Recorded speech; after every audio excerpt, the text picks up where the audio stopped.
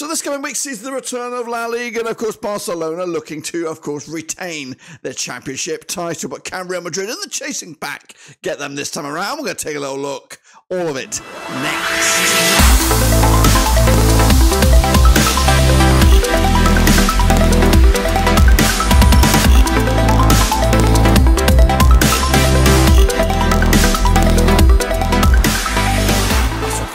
Giving another prediction video today, we'll take a look at, of course, La Liga. We're going to predict each and every one of the 20 teams in this season's Spanish top tier, and of course see where they rank in my eyes, as of course we look forward to, of course, the first game of the season. And we'll get to that, of course, in a second. If you're new, where you been, smash your subscribe button, bang it. All things La Liga related, Blackburn Rovers related, world football related. We're going to all here, boys, under one roof. Of course, folks, we are going to be returning full coverage once again for La Liga with match day by match day predictions from, of course, the first one all the way through to the bitter end in May or June, of course. But we'll get into all of that, of course, as the season progresses. But right here, right now, where are they going to finish in the league? Well, let's jump in the vortex and have a little look, shall we? That's right. Here we go with my Rubik's Cube of predictions. We're going to work our way from the middle of the pack, around about 11th down to 20th. And, of course, a reveal where I think each one of the 20 Spanish teams will end up this campaign. So, without further ado, we're going to jump straight in the mix there, of course. If I can get my mouse moving. Where are you, mouse? There we go. Kick it all off with actually 11th. There it is. That's right. It's Osasuna, of course. Last season finished respectably high of 7th, but I think they are going to have a bit of a backward season, of course, coming at you this time around. Transfer-wise, just a couple of ins and a couple of outs. Nothing crazy business for these guys, but I think they're just happy to be in the Spanish top tier. So for me, I think Osasuna will do all right. And of course, middle of the road, middle of the pack, and it'd be very difficult to beat this season once again. Kicking on forward into number 12, we have Valencia, one of the fallen giants, you would imagine. It's currently managed by, who do we have? Ruben Breja. Last round finishing in a whopping 16th. Of course, they are hoping to do much better than that. Transfers again, a lot of ins and a lot of outs. Actually, quite a bit of a turnaround. We've got Cenk Kokeras coming at you from Lyon. We have Urios Rakic coming in from Braga as well. And a few other handful of Spanish players to make up the numbers. On the way out, they've lost, of course, Kluivert's gone to I think he's actually gone to Bournemouth now. Or actually he was on loan at Valencia from Roma. Cavani also at the door. He's gone back over to South America and Argentina. I think he's linking up with Boca Juniors, of course. And a big sell to AC Milan. Yunus Musa, the American international, has gone to AC Milan. But I do think they will have an okay season. Not where they want to be. Of course, they want to be up there with the big boys, but they've not been there for a long time. So 12 for me for Valencia. Kicking off forward into, unlucky for some, 13th. And it is Celta Vigo. That's right. Of course, last time around finishing around about 13th as well. So not much of a progression or a deterioration, but it is Rafa's boys. Maybe a big gamble here, bringing in one of the bigger coaches to try and turn this another sleeping giant around. Bringing in a handful of players. Jonathan Bamba coming in from Lille. Good bit of business there from Celta Vigo. Also bringing in Manu Sanchez and Carlos Perez from Roma. So looks like they're having a go of it in the old transfer department. Soleri's been released as well. Also selling the likes of Pineda to Athens, Fernandez over to Mexico. So, yeah, I think Benitez is going to give it a good crack this season. And if I'd known about that, I might push them up into the top 10. But I still think around about 13th is where they're going to end up this campaign. Kicking off forward, though, we do have 14th spot, and it's Getafe. That's right. Last season finishing in 15th, so no major change there. But, of course, coming at you, hoping with a bit more positivity this campaign. A lot of responsibility will be pushed on the shoulders of Unes Unal, of course, the goal-scoring or attacking player there, hoping to be up and running first day of the season. Of course, bringing in some handful of decent quality players. Porto coming in from Sociedad, Aliente coming from Hertha Berlin, Gaston Alvarez coming from Boston River over in Uruguay. Losing though, El Haddadi, he's been released.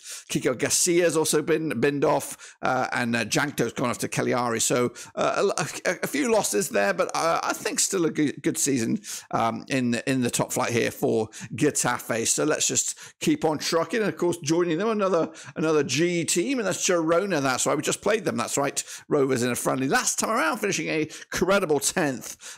This campaign though, they'll be going backwards, I think. Looking at their business, yeah, just a couple of handful of players coming in, handful of players coming out. Daley Blind coming in from Bayern. That's a bit of a big coup there. Savio coming from Troyes. Yangel Herrera from Manchester City. So some interesting names there. Of course, Oriol Romelu going to Barcelona. That's a big loss, 5 million euros there. But still, Girona will still be looking to make a push up the table. But I think they're going towards more to the drop than the top. So into 16th spot, and it is Las Palmas. That's right. Of course, last time around they were promoted from the Segunda Division. This time around they're hoping to stick around. I've got them hanging on there by the skin of their teeth. Not much to say about these guys at the moment, but a bit of a mystery package. But I just feel that they're going to struggle, but still survive in this campaign in Spain. Into 17th spot, of course, and it's Granada. That's right. Last time around, also coming up from the second tier, first in my eyes. So they're hoping to also stick around for the next season. Of course, a lot of hope and prayers will be on the forward line on this team to try and score some goals to keep them in the mix. I'll just have a look at the players there. Of course, not too much to say about the transfer business at the moment, but Caranca is your manager for Granada, so a familiar name for those English folks out there to see if they can stick around for at least one season in the top flight. So here we go into the drop zone now, and we're going to start with, of course, a team that was also promoted last season, but I think they're going straight back down, and that is not these guys. It is these guys, that's right. Deportivo Alaves, that's right, coming at you. Finishing fourth last time in the Segunda Division. Of course, promoted via the playoffs. So they'll be coming at you big time this time around. Of course, manager these days, Luis Garcia Plaza. Of course, transfer business-wise, bringing in a couple of players. Gueva coming in from Sociedad. Marias coming at you from Almeria. They did lose a couple of players as well. Tony Moya going to Real Zaragoza, to say the least, of course. But yeah, I just think they're going to go straight back down again. It's one of them teams that are good enough, too good for the second division, and just too weak for the top tier. But they're going to go down in my eyes. Joining them, of course, will be Cadiz. They've been here for a while now, finishing 14th last time around. I think their time is up, and they're going to go down to the second tier at the end of this campaign. Of course, manager Sergio Gonzalez will have other plans, of course, bringing in, though, a couple of players. Darwin Matches coming in from Valladolid on loan. That's a good signing there. Lucas Perez coming in from Santos as well from Brazil on loan. Losing, though, a couple of players. Theo Propaganda going to Spartak Moscow as they try to bring some players in the Russian league. But I think it's too weak for too weak a squad, too weak a team. I think they go straight down. Well, not going straight down, but they're going back down to the second tier for me. And joining them will be, of course, these guys. Almeria, that's right. Last time around, they held on by the skin of their teeth, finishing 17th. But, of course, this time around, there's going to be too much for them to do. Vicente Moreno will have other plans, of course, as they gear up for another division, another season in the top tier, bringing big signings in. Luis Suarez coming from Marseille. It's not that Luis Suarez, it's a Colombian Luis Suarez. Also bringing in Edgar Gonzalez from Almeria, and also releasing a couple of players. But I don't think it's going to be good enough. This team is a little, they were back punching above their weight last season, and I think they're going to struggle this campaign. Coming at you. Now, let's kick it off forward then to the business end of the campaign. We're going to the top 10. All right, then, folks, into the top 10 we go. I'm going to take a look at that 10th team right here, right now. And it is Mallorca, that's right, coming at you. Where are they in my little picture here? Of course, finishing last time around in 9th, so a bit of a downgrade from them. But, of course, just the fact that they're here in the top tier, they're very, very happy to be in the conversation. Of course, managed by these days, Javier Aguirre. Of course, bringing in some players, of course. They're bringing in Manuel Mariantes coming from Villarreal. Also, Seb van der Heyden coming from St. Gilloise over in Belgium. Of course, a few players going out. Lee Kanging off to PSG. Big loss there. Mastia Nastasic has been released. And Angel Rodriguez gone to Tenerife, of course. But yeah, these guys will do all right. They go under the radar a lot. So I think I'm happy to have them still here. But of course, into 9th we go, and Israel Vallecano coming at you with Francesco, the manager, 11th last time around. Couple of points up, or positions up this campaign.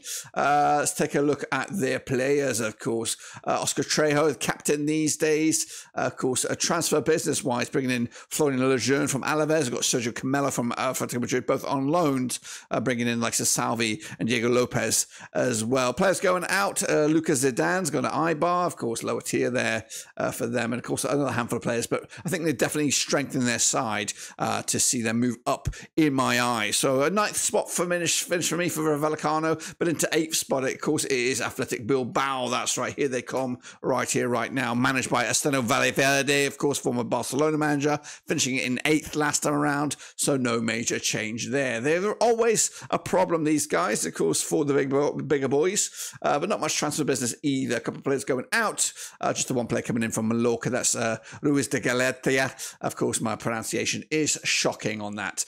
Next up, of course, a team that struggled last season tremendously, that's Sevilla, of course, now managed by Jose Luis Milibanda, of course, finishing 12th last time around. They're coming back, they're getting stronger, of course, back in the Champions League again after winning the Europa League, so they'll be happy to still be amongst the European elite. Will it be a distraction for their main season? Who knows? Transfers coming in, Lorik Balde coming in from Rennes, they've also got Federico Catoni coming from San Lorenzo, and a few other handful of players coming in as well. Meanwhile, players going out. We got, of course, they lost Brian Gill, gone back to Spurs. Ronnie Lopez gone to Braga, but for the most part, they still got the big boys in the mix there. Of course, you got who got Karen Rakitic, Chicos, Lucas Campos, Soso, Ivan Rakitic there. So they've still got the quality players that did tremendously well for them in the Europa League, but of course not too well in the league. Into sixth spot, we've got my boys, that is Real Sociedad, that's right. Of course, the main news, the main talking point at the moment is, of course, the loss of David Silva, retiring from the game after a major injury, but they did finish fourth last time around, which will mean Champions League football, of course, managed by Al-Chachi, of course, bringing in a couple of players. What we got? We've got Traore coming in from Rennes, Andre Silva has come in from RB Leipzig, so that's a big signing there. A few players going out as well, a couple of players to other countries, including Moribo Sadigan going to Utrecht and Almirandi going to FC Dallas. So much of a muchness for Sociedad, but I do think they'll be just outside the top four with their European commitments in the Champions League. Next up, of course, a team that I'll be keeping a close eye on. That is, of course, Villarreal into fifth spot for them. Of course, bringing in my boy, big bad boy, Bertrand Diaz, hoping to build upon last season. When did they finish last season? They finished in fifth, so it's kind of equal there, but they'll be looking to make Champions League. Of course, a full first season with Quinenque Setien as their head coach, so that's going to be something to keep an eye on. Of course, joining Diaz, they got Alexander Soloth up top to coming in from RB Leipzig, big money spend there. Matteo Gabbia as well coming in from Milan on loan. They did lose a whole bunch of players. Nicholas Jackson gone to Chelsea, Babalia Diaz gone to Salernitana, Marianes has gone to Mallorca, of course, Samuel Chukwueze has gone to Milan as well. So a big of a rebuild going on for matey boys right here. What they called? They're called Villarreal. That's right. Bit of a rebuild going on, but I still think they'll be in the mix in the top five once again. So into the Power Four we go. And of course, last season's sixth place finish will be in the top four. And that is, of course, Real Betis. That's right. Managed by still Manuel Pellegrini. He's doing a fantastic job keeping them in the mix season in, season out. Of course, players in, players out. Of course, Bellerin's coming in from Sporting, Ayo Perez coming in from Leicester, Mark Rocco coming from Leeds as well, Chadi Rayad and Alex Collado coming in from Barcelona, both a loan and a free, respectively. Players going out. Joaquim has finally packed it in, the veteran there. Of course, Sergio Canales gone to Monterrey over in Mexico. So the players are rotating a bunch, but they still got a lot of quality in this team to cause problems. Claudio Bravo still a number one jersey there, William Jose for the attacking lines. It's a decent little team here, and of course, decent coach. I think they'll go better this time around, and of course, finishing in those illustrious Champions League spots. The third spot, it is, of course, the third best team in Spain right now is, of course, Atletico Madrid. Still managed by Diego Simeone. He's not buggered off just yet. And again, finishing in third last time around, of course. Wow. Transfer business has been crazy. A lot of players returning from loans. They had a big old loan drafting thing last time around. Players coming back into the club. But they have brought in Javi Gallian coming from Celta Vigo, Sochu coming in from Leicester, Achis Pochecha coming in from Chelsea, and of course a couple of other players as well from South America. Players going out. Matt Doty's gone to Wolves. I've got Sergio Reguilon. He's coming back from a loan, I believe. Sergio Camus, we've got Reddy Lodi coming in from Marseille, 14 million there. Kodonga coming in from Marseille as well, so double signing from Marseille. But yeah, of course they're going to be up there. They're going to complete, and they're going to cause problems for Real Madrid and Barcelona. But I just think they're a little bit light in certain areas. They do have Memphis Depay, and if he can get goal scoring, Thomas Lemar as well. Koke, of course, there's some big name players here. Yao Felix, will he be involved? Alex Witzel. There's some star quality still. They might be a little bit old in the legs, but they'll still be a tough team to beat. But they're not going to be title challengers this campaign. Into the final two then, and I am going to go with Barcelona. That's right. Why? I just don't know. It's always going to be tight between these two sides. Xavi, fantastic last time around, but of course they're going to fall a little bit short in what I believe will be Ancelotti's final year. So looking forward to these guys. Of course, transfers coming in. Robinho coming in from Girona. Got Godonga coming in from Man City. It's a big signing in midfield. Igno Martinez as well. They're losing Busquets, Jordi Alba both gone to Inter Miami. Ometabiti's gone to Lille. Collado going to Betis. Nico Gonzalez as well. They've also released a bunch of players.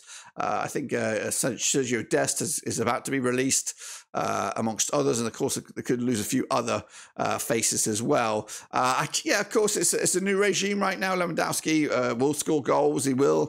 Dembele is, I think, on the verge of joining PSG, so that deal will also weaken their front line. But yeah, they're gonna compete. They'll be there. It'll be a title race to the bitter end. But I've just got my money on somebody else, and that somebody else is, of course, Real Madrid. That's right, managed by Ancelotti, and I do believe it'll be his final year with Brazil waiting for him in the wings, of course. And they've been very, very active, or surprisingly active in the transfer market. Jude Bellingham's coming in there, Frank Garcia coming on from Vallecano. They've also got Arda Güler coming in from Fenerbahce, big signing, young Turkish prospect. Losing a few players, of course. Eden Hazard been released, still without a club. Benzema as well, gone to a Saudi. Asensio gone to PSG. So yeah, a rotated bunch of players. But I think the signings of Bellingham into that midfield is just going to add a bit of punch. You've still got Modric, still got Toni Kroos. They are getting a little bit old, hence why the likes of Camavinga and of course Jude Bellingham now will be looking to revamp that midfield as well. So I just think they're going to have a little bit of quality in the end. Right now, though, I don't know about their striker, so I'm a little bit concerned about where the goals are going to come from. I'm looking at Joselu, that is their main hope. Vinny Jr., of course, fantastic player. He is, of course, going to be the face of the place now that Benzema's gone. But realistically, there's still places to be had in this Real Madrid squad. Will they be late pushers in transfer business? Could they get involved in the Harry Kane thing? Probably not. But still, there's a couple of spots I think still open in this Real Madrid side. But I still think at the end of the day, Ancelotti will get this one right, get this over the line, and of course, bring the title back to Madrid. That's right. That's my take on it, guys. Let me know your thoughts and opinions about this. Of course, we will be covering the Spanish League from match number 1 all the way through to the bitter end. And hopefully you'll join me for that rough ride, of course. And that kicks off next week, of course. I think it's around about, what is it, the 11th of August. So look forward to those games when they come back around. But until then, guys, subscribe, thumbs up, hit the little bell. Of course, I'll catch you when those games come around. But until then, I'm out.